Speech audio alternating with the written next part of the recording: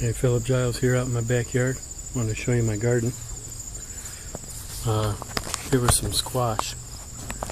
Actually, this was supposed to be a watermelon. We've had a hard time buying stuff. We buy what's on the label. Ends up being something else. You can see some animals are getting to this one. This is about the end of them, and you can see these leaves are turning from green. There's all this white all over it. Now there's a fresh one there that's green growth, but this white leaves, I don't know if it gets a mold or it gets something on it, and it pretty much dies or gets contaminated, and it really isn't much good anymore. That's interesting though, because we do have some green new leaves in there, but we do have some white ones. We're getting some of both. That's interesting. But we have gotten, wow, that's the first time I've seen there's some new growth. That's what it looks like. See, right here is the squash, and it flowers, and then it grows. We got some pretty big ones. So that's what, 2, 3, 4 plants. See this fifth one? So this one there's a bunch of brown leaves.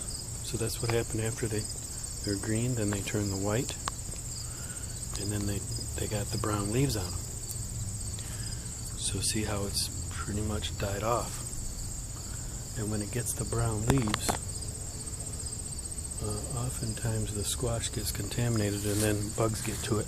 And I hear that spiders can get in it and they multiply very quickly. So you can see this here. This is where it's happened. See, they're orange. They should be yellow. More like this color at this stage. More yellow.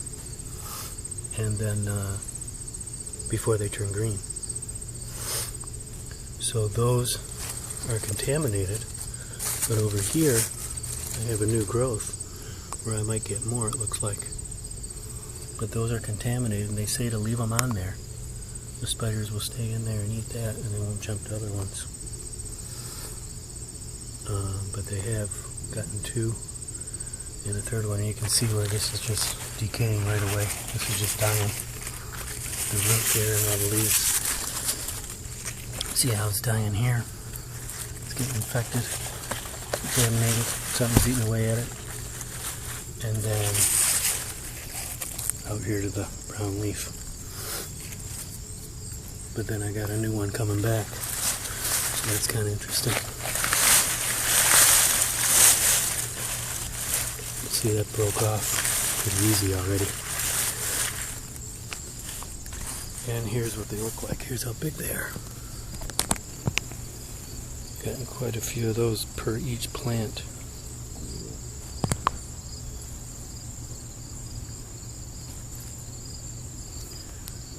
Gotten probably 4 or 5 per each plant.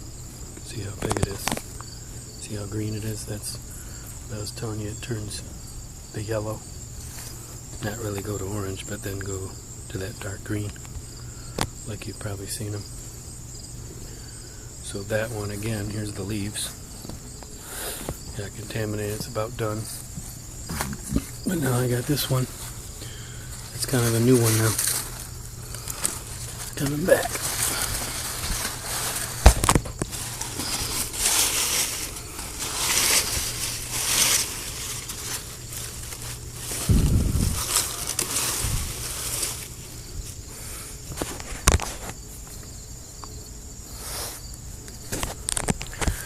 So you can see how big it is.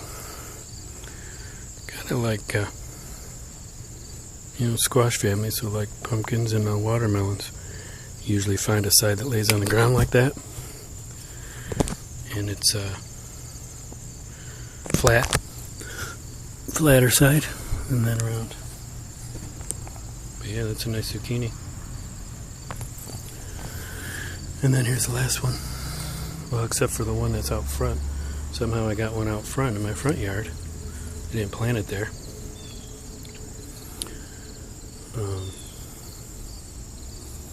So somehow it got out there, squirrels or something. See how that one died out.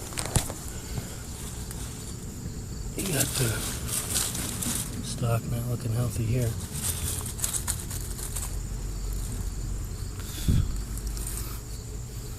And then the leaves again are brown.